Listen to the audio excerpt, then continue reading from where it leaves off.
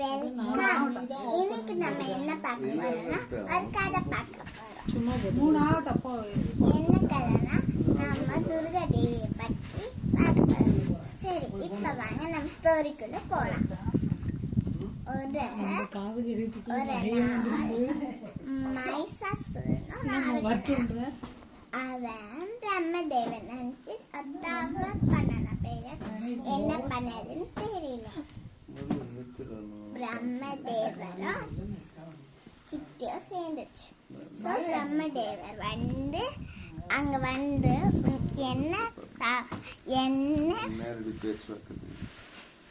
என்ன வர வேணும்னு கேட்டார்.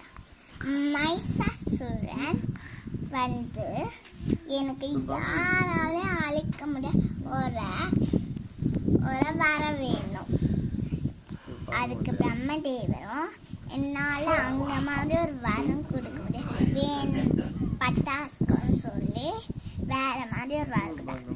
எங்க பெண்ணாலையும் உன்னை அழிக்க முடியாது, ஒரு சொட்டு ரத்தம் பூமியில பட்டா கூட இன்னும் நிறைய மைசாசுரன் உருவாக்கும். அதுக்கடுத்து அவருக்கு ஒரு பேர் வந்துச்சா ரெட்டை பீச்சுன்னு.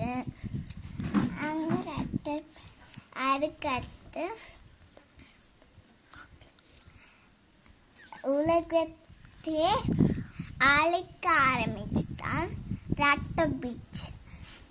அதனால எல்லாரும் சேர்ந்து துர்கா தேவி உருவாக்கி அவங்களோட பொருட்களை கொடுத்தாங்களா. அதுக்கப்புறம் சிங்கமும் கொடுத்தாங்க. அங்க சிங்கத்துல போய் அழுக்கிறாங்க. அவங்க வால் வச்சு சண்டை போட ஆரம்பிச்சிட்டாங்களா.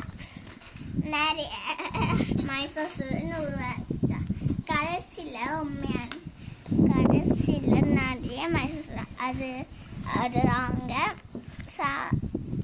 அது அவங்க முளைச்சி பண்ணி அழிக்க அங்கே ரத்தத்தாலும் இன்னும் நிறைய ரத்த பீச் உருவாச்சுதான்.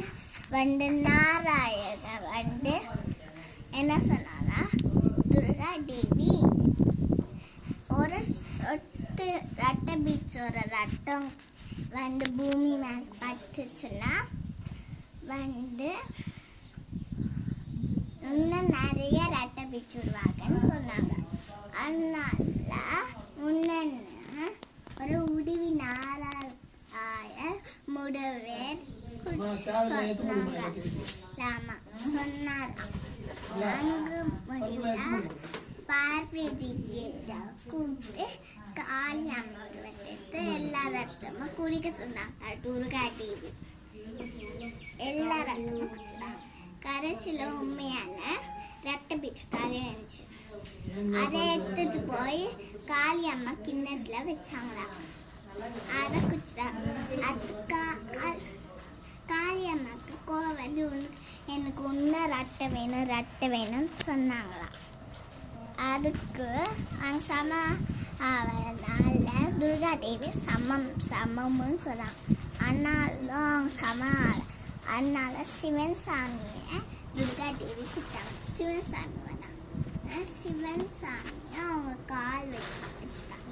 அதுக்கப்புறம் சமமானம் சாமி கிட்ட சிவன் சாமி என்னை மனைச்சின்னு சிவன் சாமி தெரியாம நினைச்சிட்ட கோபத்தால சொன்னாங்க. அதுக்கப்புறம் சிவன் சாமியை மன்னிச்சிட்டாங்களாம்.